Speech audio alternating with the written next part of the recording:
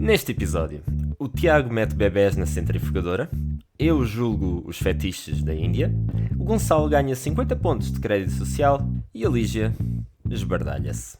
Está lançada a nau espacial.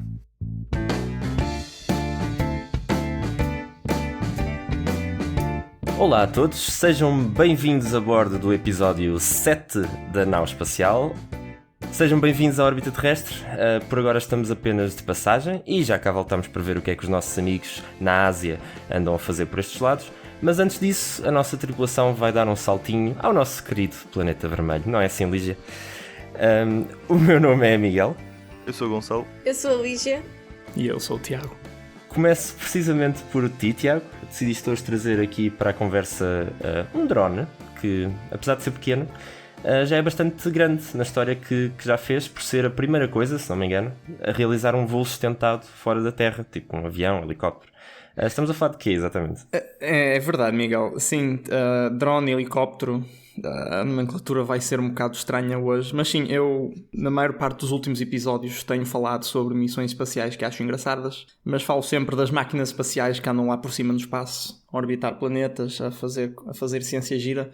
Mas hoje estou farto disso e, portanto, vou falar sobre aquilo que acho que é o meio de transporte mais giro, o que é o meu favorito, que é o helicóptero.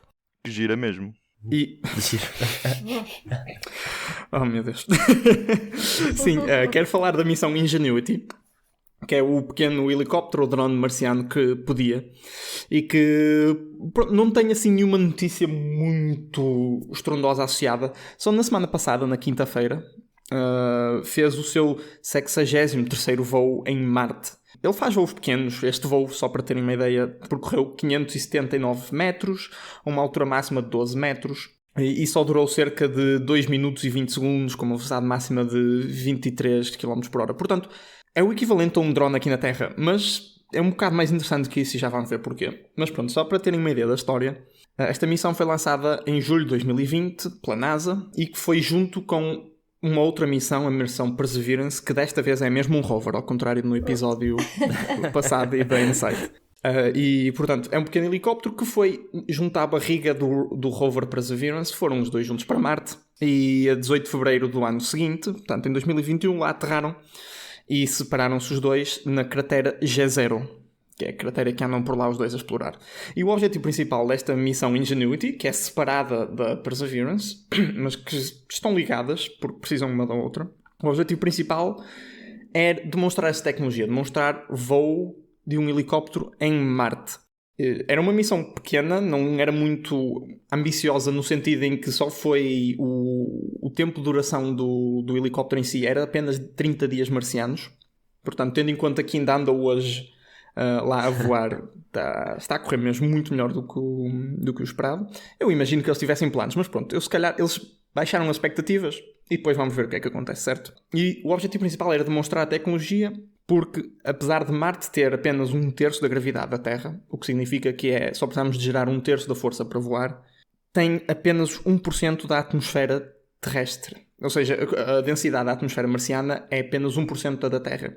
E, portanto, para gerar a mesma força, o esforço aerodinâmico é muito maior. Ou seja, temos de ter ou uma área de superfície maior, ou superfícies mais aerodinâmicas, ou que rodam muito mais depressa. Aliás, ou outra coisa, ou ser leve, que é também uma coisa que esta missão faz.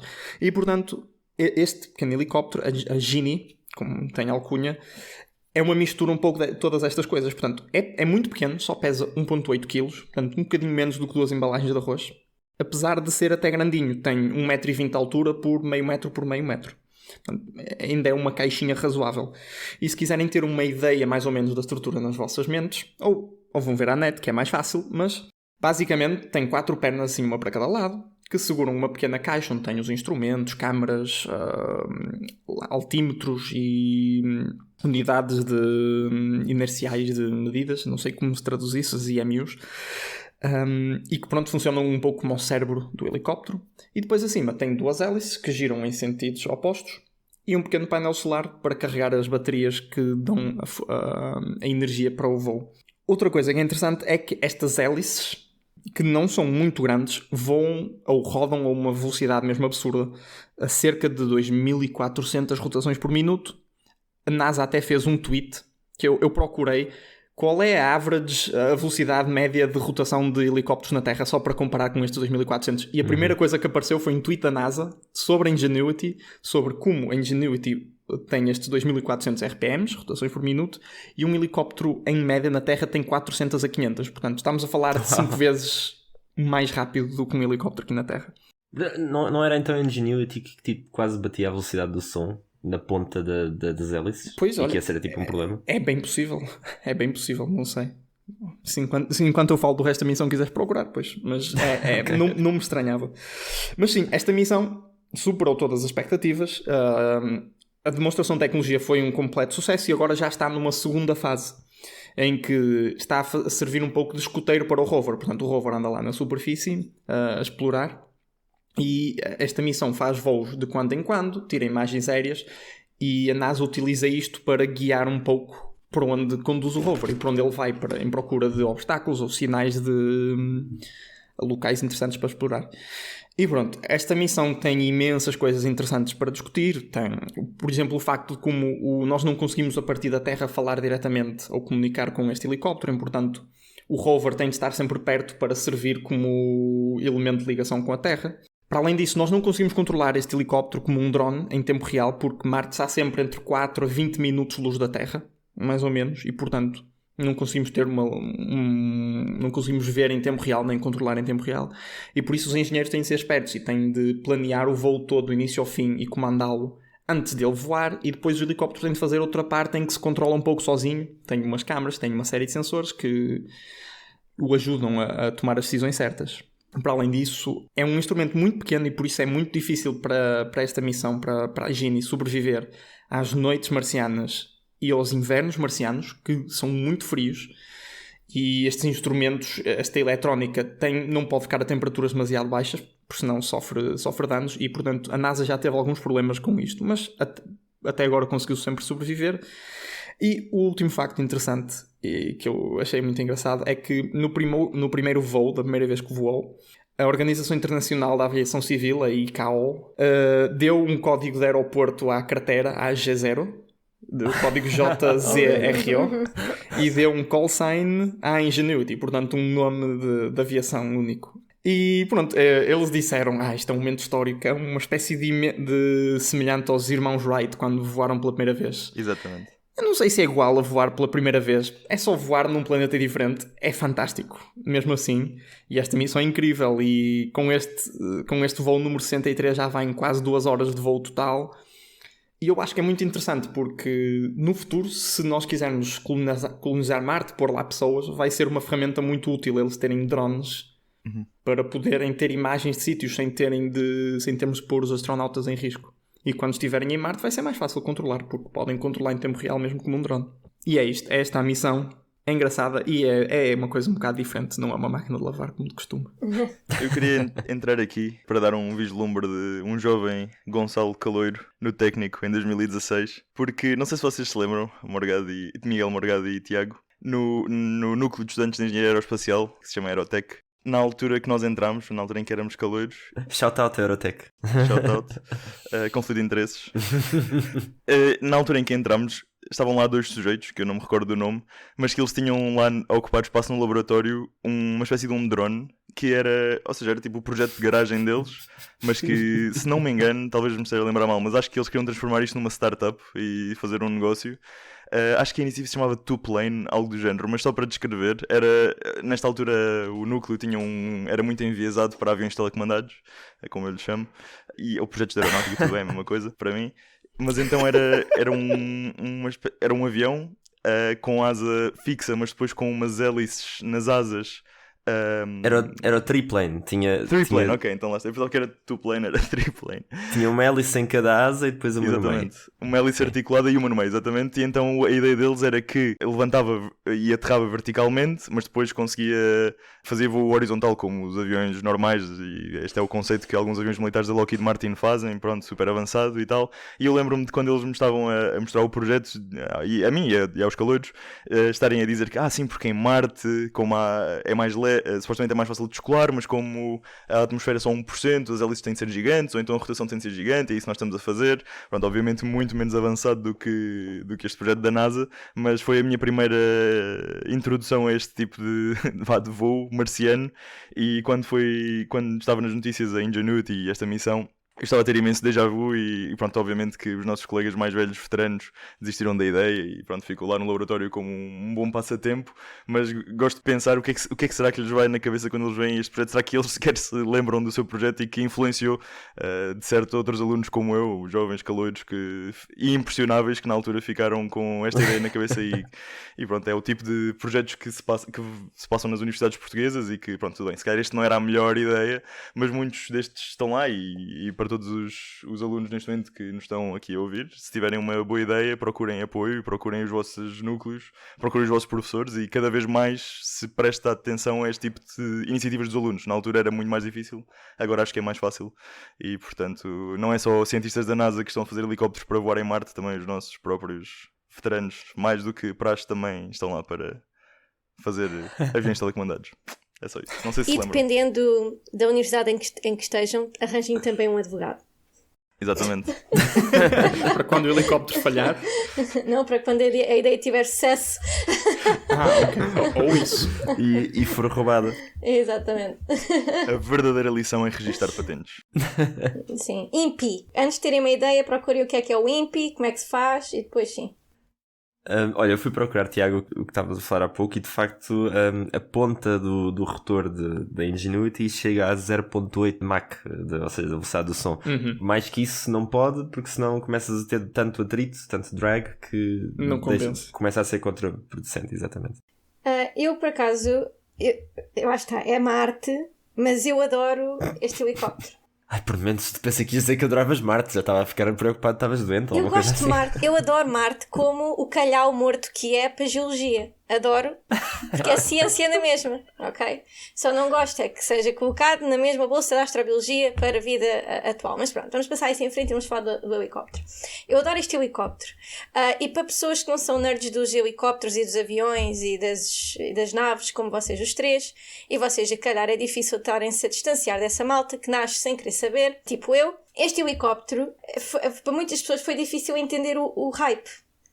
Porque para quem não percebe muito de naves e dessas coisas todas e está a seguir a exploração espacial, parte do princípio que saber voar em planetas é algo que nós já sabíamos porque as naves aterram, algumas delas. E para muitas pessoas não entendem bem a diferença que é entre uma coisa e outra. E então eu estou aqui... cair e voar. Exatamente. E eu estou aqui para apoiar sempre a malta não nerd dos aviões. Porque lá está, compadeço-me. E, portanto, está aqui uma analogia. Até agora, até este helicóptero, tudo o que foi enviado para o espaço, ou caía de pé ou esbardalhava-se. Isto é literalmente, é assim, trocando por miúdos o que se passa. Então nem tocava, é tipo toque e foge. Vai lá, dá uma voltinha e vai-se embora. Pronto, vai lá, dá uma voltinha e vai-se embora, cai de pé, toda a gente fica feliz ou esbardalha-se. Basicamente era uma destas três. Finalmente foi possível cair de pé e depois levantar controladamente em voo e nós da Terra estarmos a conseguir ter esse controle.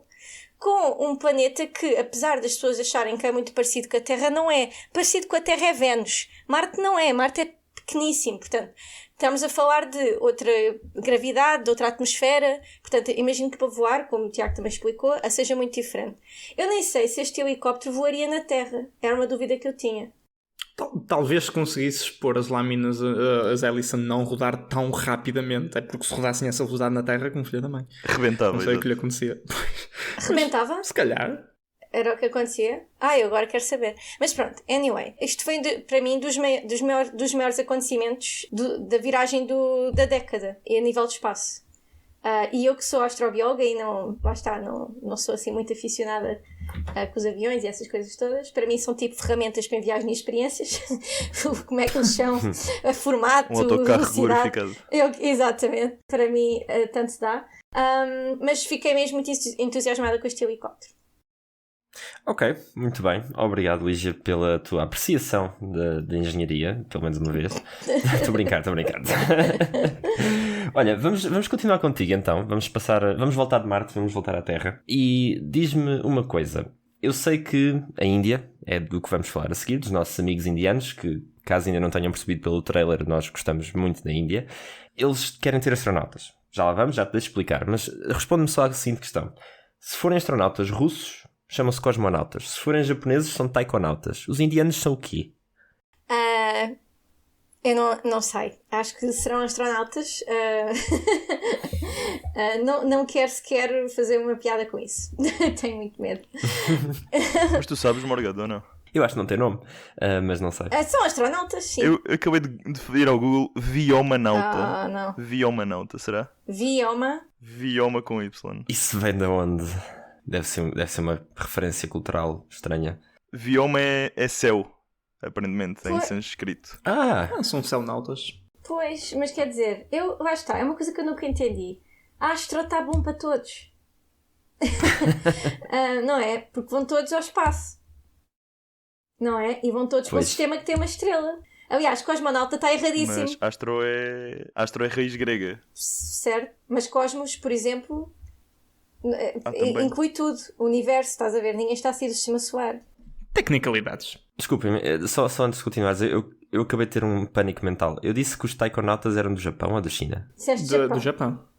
Não, são da China, peço desculpa. Oh, não. Oh, meu Deus. Speedrun ser cancelado. Lígia, salva isto, vai, segue. Lígia, vai. Vamos seguindo. Ok. Humanos, taikonautas, cosmonautas, astronautas, todos têm o mesmo problema, que são Homo sapiens, subespécie sapiens, com as mesmas suscetibilidades e com as mesmas capacidades. E, portanto, isso significa que estão todos no mesmo barco. Não interessa a nacionalidade. E esse barco é qual? É o barco de quem precisa de muito sistema de suporte de vida e precisa de muitos cuidados com os veículos de transporte para garantir que não há asneira. Porque o espaço não é uma zona habitável para nós. E há muitas maneiras que nós podemos falecer no espaço. E portanto, há muitas maneiras diferentes. Pelo que eu entendi das notícias, estamos aqui a ver também a Rússia, que quer lançar a sua estação espacial em 2027, e a Índia e a China estão a preparar voos tripulados. Mas pelo que eu entendi, estes voos tripulados são para órbitas terrestres, ou seja, são para estações espaciais. Uhum. E não estão realmente a preparar astronautas para colónias. Portanto, quando nós falamos em preparar astronautas e enviar astronautas, a malta agora pensa logo na Lua e pensa logo em Marte. E há um grande caminho a percorrer até isso acontecer, que não passa só pelos veículos. Eu até diria que os veículos é o que menos preocupa neste momento, considerando que os nossos engenheiros são espetaculares e que conseguem pôr helicópteros a girar em Marte e, portanto, isso arranjar um veículo bom e seguro até Marte não acredito que seja a maior dificuldade aqui. A maior dificuldade é mesmo a sobrevivência destes astronautas, cosmonautas, taikonautas, voionautas, já não lembro deste último, porque no momento em que nós pensamos na Lua e em Marte, temos um grande problema que ninguém consegue resolver, que é a radiação, que é algo que os astronautas não estão muito suscetíveis nas estações espaciais, porque ainda têm uma certa proteção do campo magnético terrestre, porém, os astronautas nunca devem ficar mais de 6 meses nas estações espaciais, precisamente porque não conseguimos garantir que os efeitos a longo prazo não vão ser sentidos. E, portanto, há um cap de 6 meses, a não ser que sejas um gêmeo e a gente queira fazer experiências contigo. Pronto, esses astronautas ficam mais tempo. Mete-se um gêmeo cá em baixo, um gêmeo lá em cima e já tem-se feito experiências desse género. Mas tirando estas experiências com humanos, normalmente ficam só 6 meses por causa disso. E isto é na estação espacial. Se estivermos a falar na Lua e em Marte, há muitos problemas para resolver, porque nem se consegue entender, com a radiação que se sente na Lua e em Marte, qual seria o tempo mínimo para que não haja efeitos na saúde destes, digamos, trabalhadores, não é? Porque isto não deixa de ser um emprego. Bem remunerado, espero eu. Pois, não sei. Para o risco, não sei. Uma curiosidade para os nossos ouvintes, e se calhar até para os meus colegas aqui. Neste momento, para calcular-se o risco da radiação no corpo humano, no contexto de espaço, vocês sabem o que é que se utiliza como referência? Que dados? Não. Hiroshima Nagasaki. E, portanto, para nós calcularmos o risco, nós salvo seja que eu já não faço esse trabalho, que eu agora procuro os aliens mais do que o trabalho dos astronautas. Mas quem faz isso utiliza dados, registros e referências que nós temos do tempo de Hiroshima e Nagasaki, que estavam a surgir todos os casos de cancro e todos os casos de envenenamento por radiação e o efeito que isso tinha nas células. E a longo prazo, porque já passaram certos anos. Pois. E portanto, são os dados melhores que nós temos para utilizar para saber o efeito da radiação a longo prazo, não é? Claro que não se utiliza Chernobyl, porque aí não é a longo prazo só. A maior parte dos problemas foram imediatos e também não é que a gente consiga ter uma boa comunicação com essa malta para ter dados. Mas pronto, Hiroshima e Nagasaki é o que se utiliza de referência e, portanto, como devem imaginar, é muito limitante. Digamos que nós, para calcular um risco de uma exposição à radiação de Marte, nós sabemos mais ou menos qual é a exposição, mas há o fator tempo sempre quando temos que calcular este risco de cancro e o fator tempo de exposição. E não é algo que a gente consiga reproduzir aqui na Terra. Não podemos pôr um humano dentro de uma câmara marciana, como eu faço com os meus micróbios, como devem imaginar. Tu tens micróbios? Tenho muitos micróbios no laboratório. Tu tens muitos micróbios dentro de ti também, Tiago. Sim, mas eu não os ponho em câmaras marcianas. Isso é muito giro. É bom para a tua Sim. saúde intestinal, Tiago, pôr os teus micróbios do estômago e do intestino na câmara marciana. Pelo contrário, nós queremos esses micróbios com muito boa saúde e dentro da câmara marciana eles não ficam. Porquê? Porque Marte não é habitável. Ok, mas então, basicamente, o que tu estás a dizer é que se nós queremos colonizar o espaço, nós temos de lidar com a doença do espaço. Exatamente. Há uma doença. Sim. Há muitas mais. Só falei de uma. Há muitas mais. Sim. Pensava que ias dizer que para colonizar o espaço precisávamos de mais bombas atómicas. Pensava que era aí que ias, Tiago. Porque já foi preciso muito esforço para ver o lado positivo de Hiroshima e Nagasaki. Depois da atrocidade e genocídio e causar cancro. Há um menos, pronto, temos dados, não é? Isso, o que é que interessa a um cientista? É os dados. O que é que um cientista é os dados? Se me dás dados, é prenda de Natal.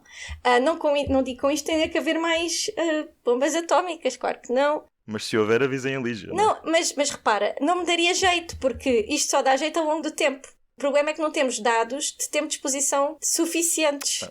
Já não vale a pena então, esquece. Pois é, um bocado assim. Considerando também todos os outros riscos, não é? Como um desastre nuclear. Mas pronto, realmente é, digamos, o silver lining, é tentarmos usar dados para usarmos para o bem, não é? O mal que existe. Mas sim, temos outros problemas, Tiago. Para além da radiação, a microgravidade é um grande problema. Ok, certo. Enquanto que a radiação causa a C-word, que estamos sempre aqui a trazer, uma C-word má. China?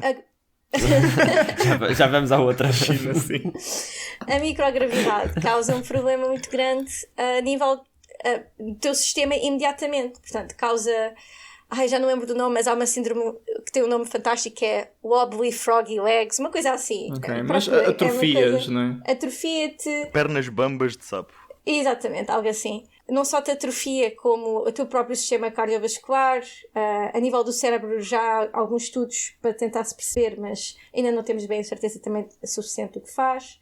Portanto, há também muito desconhecimento. E depois há todas as áreas que ainda não foram sequer tocadas, como relações sexuais no espaço, sistema reprodutor no espaço durante vários anos. Como é que é um bebé que nasce em Marte? Considerando a microgravidade.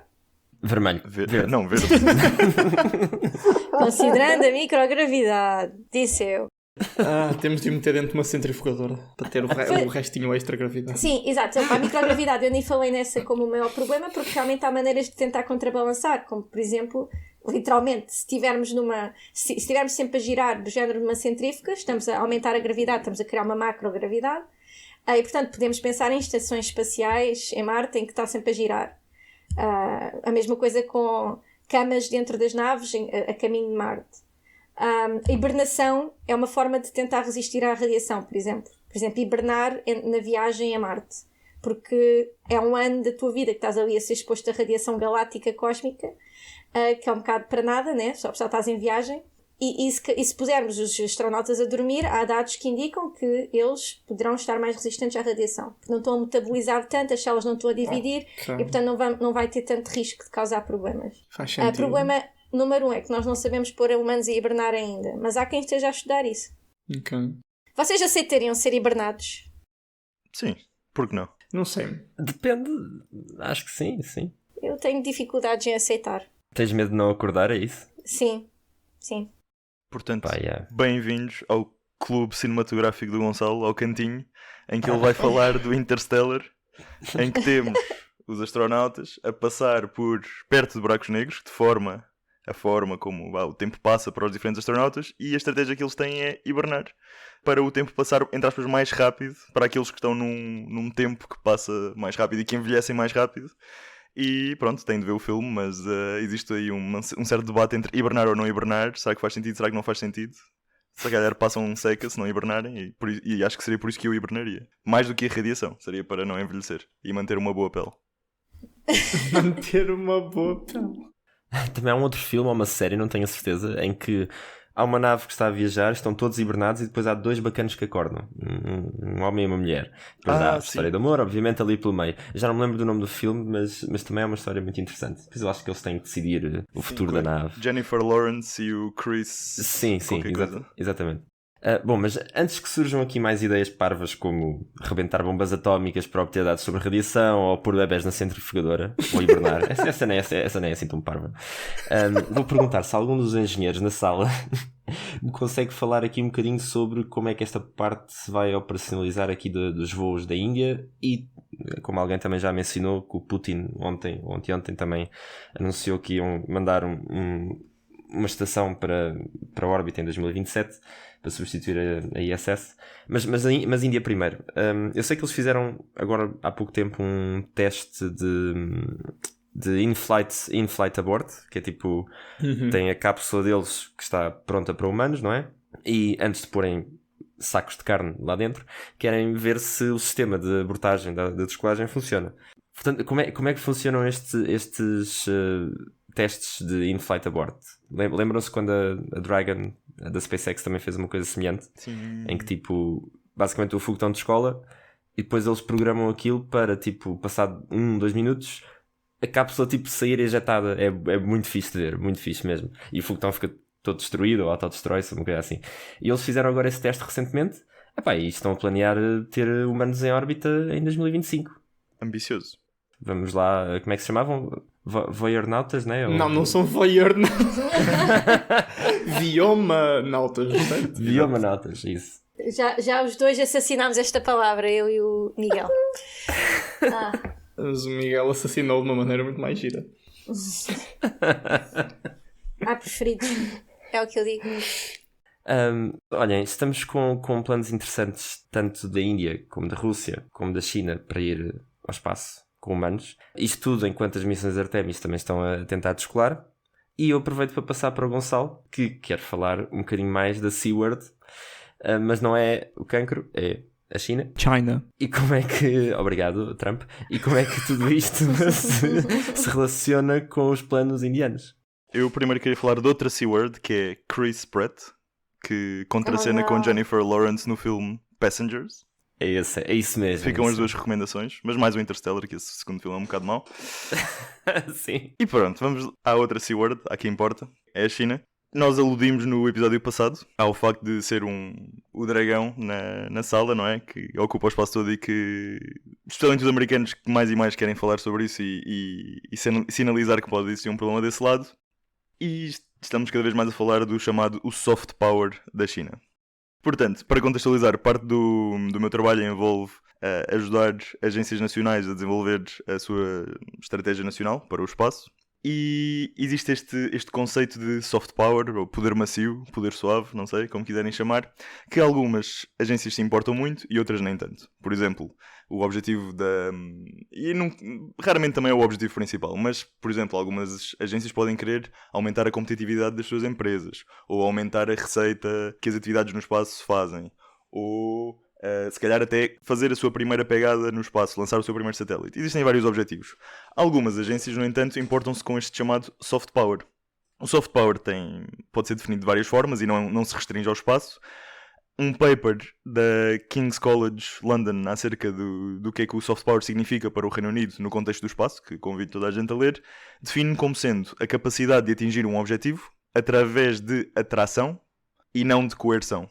Portanto, fazer com que os outros países no palco internacional se interessem com as nossas iniciativas, com o que estamos a fazer e alinhar com a nossa visão porque querem e porque o nosso programa é atrativo e não porque estão a ser coagidos, porque nós os estamos a forçar de alguma forma ou a manipular ou a fazer, como é que se diz, blackmail? A chantagem. Correio preto. Chantagem, exatamente, uma certa chantagem política. Vá. Correio preto.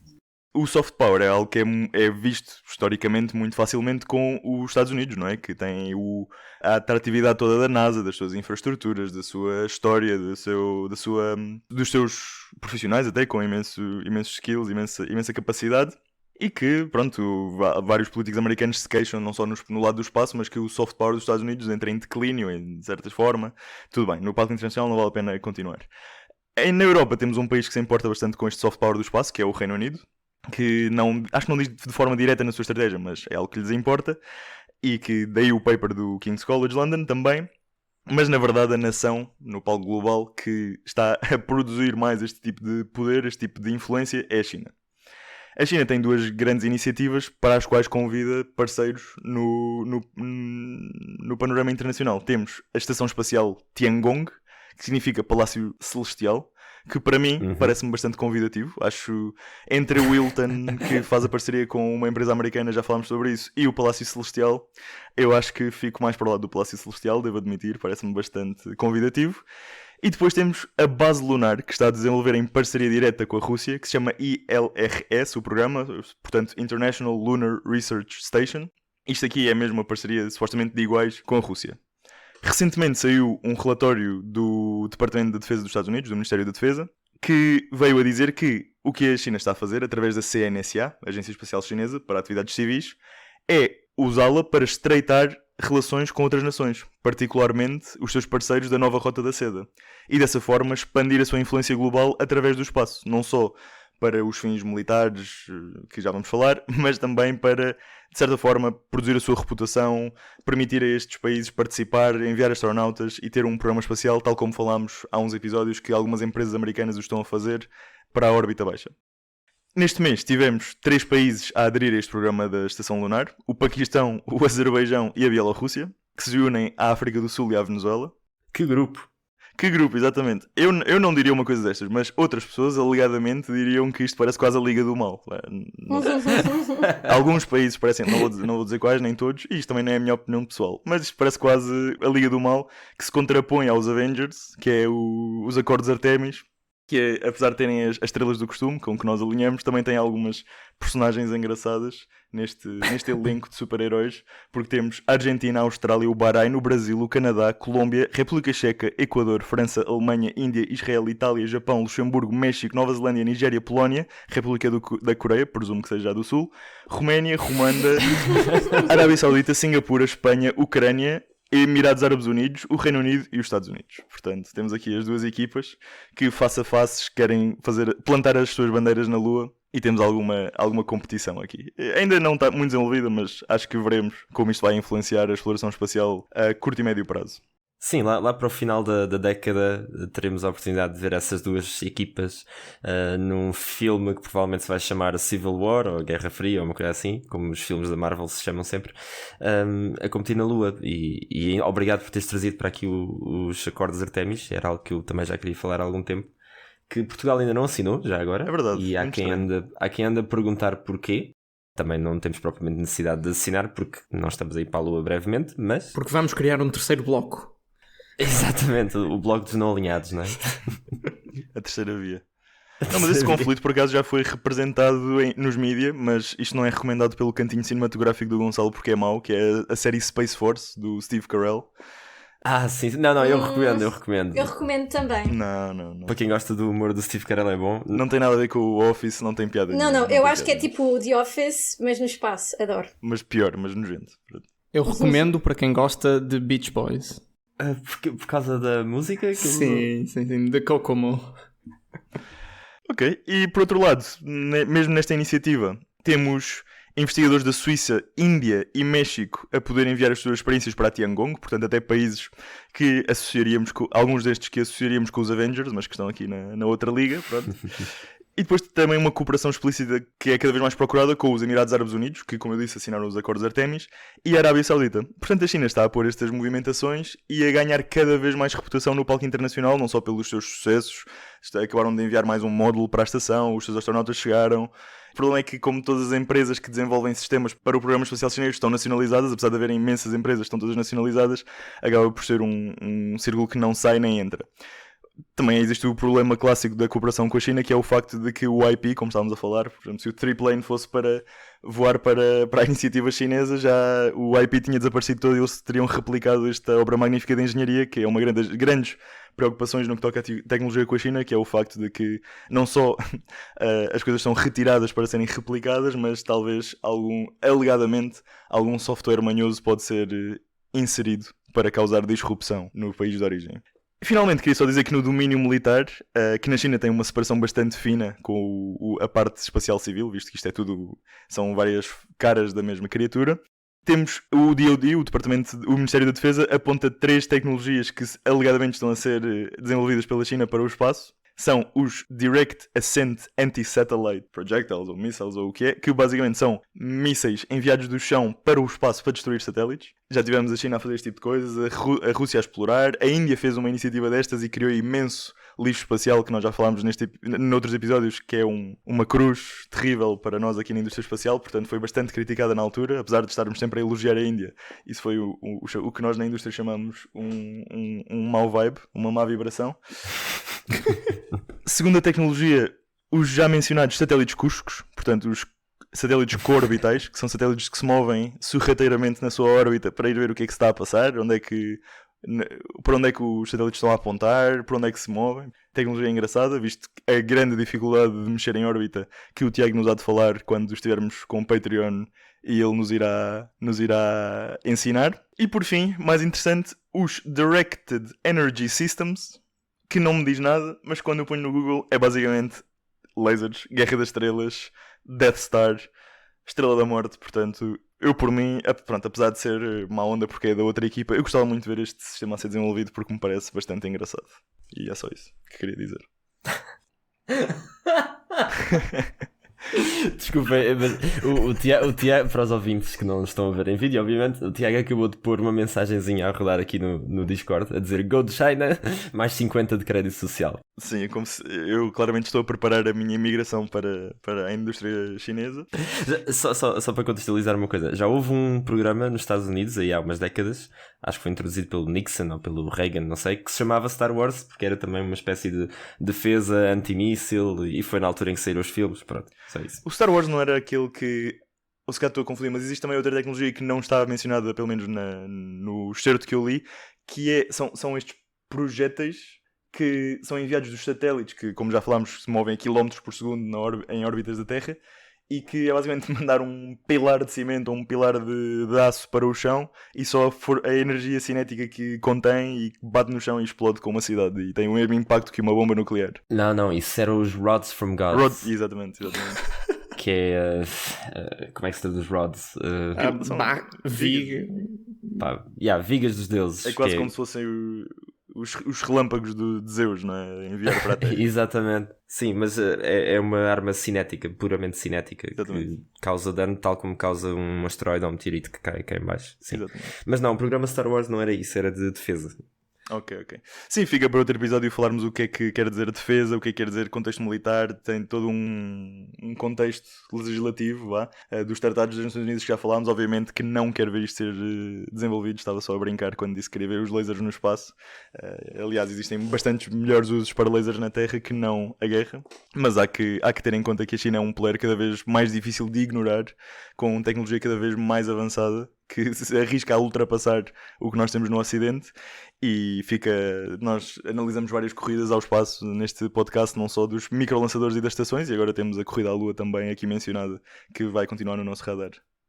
Só um pequeno comentário, como tu falaste do lixo espacial vindo da Índia, outra coisa que não comentámos na altura, e que estávamos só no praising, digamos, foi que a Índia ainda não tinha também assinado o Tratado de Proteção Planetária. Ou seja, ainda não se tinha comprometido a completamente descontaminar tudo o que mandava para o espaço e que fazia touchdown em planetas ou satélites. Okay. E portanto aquele landing aquela aterragem que fez, espetacular. Não foi com uma nave descontaminada, pelo menos considerando os procedimentos todos que eles agora assinaram, mas eles agora entretanto já assinaram, não é? Mas foi depois do lançamento. Depois do mal já está feito. E assinaram porquê? Agora, especialmente agora, com esse programa de enviar humanos ao espaço e que eles estão a trabalhar nisso, estão a ficar cada vez mais próximos dos Estados Unidos e há até conversação deles serem incluídos na estação espacial, acho eu, pelo que eu entendi. E entretanto lá tiveram que assinar o tratado, porque senão não havia amizade para ninguém. Por outro lado, falando aqui da SeaWorld, a China, que assinou o tratado em 67, de facto comprometeu-se a trabalhar bem a descontaminação dos seus equipamentos e das suas naves e veículos. No entanto, nós nunca sabemos como é que isso é feito. Nunca sai cá para fora, nunca é explicado. Okay. Rovers em Marte que eles estão a pensar mandar, mas não sabemos, não temos procedimento, não sabemos como é que estão a ser tratados. E há procedimentos standard com categorias que têm que ser respeitados, dependendo do planeta. Marte tem um nível de habitabilidade diferente da Lua, não é? E como não há muita partilha de informação, eles assinaram, mas nunca sabemos se a coisa está bem limpinha. Mas pronto, só quis fazer esta parte. Portanto, eles só cruzaram os dedos e disseram sim, eu juro mesmo que vou descontaminar as minhas naves, exatamente. É o velho problema destes acordos internacionais, às vezes é mais uma sugestão e não, é difícil de enforce, é difícil de garantir a cooperação e sem transparência é impossível completamente de verificar se as coisas estão a ser seguidas. Portanto, sim, não pode ser enforced. Fica a intenção. Não pode ser enforced, nem pode ser verificado. Não há forma de se ir lá fazer uma análise aos equipamentos deles e dizer não, isto está contaminado. Não há sequer uma forma de acusar. E como tu disseste, a Índia também assinou os acordos Artemis, portanto cada vez mais próximo da asa dos Estados Unidos, e por outro lado o Paquistão, que é a nação, é mesmo adversário, mais do que adversário, muitas vezes inimigo preferido da Índia e vice-versa, arqui-inimigo, exatamente, alinharam com o programa chinês e russo, portanto estamos a ver esta cortina de ferro a cair. Guerra Fria 2. Exatamente, a cair de forma diferente, mas a cair de qualquer forma.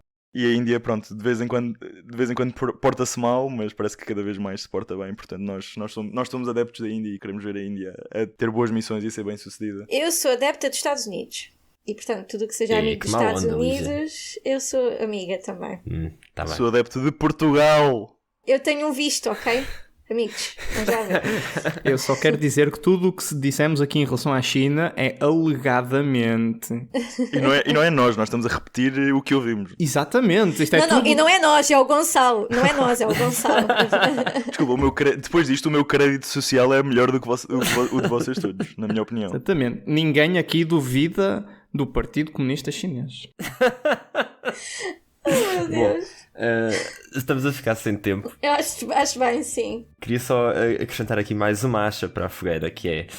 Estamos a ver esta cortina de ferro, que agora não é na Europa, está a cair ali sobre os Himalaias, não é? E por falar em Europa, nós estamos a ficar para trás mais uma vez. Portanto, a Índia vai ser provavelmente a quarta nação a pôr seres humanos no espaço, e a Europa, bom, um dia, não é?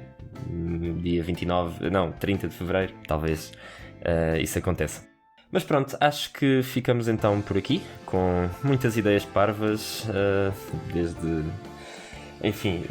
bombas atómicas e bebés e cortinas de ferro. Hoje discutiu-se um pouco de tudo.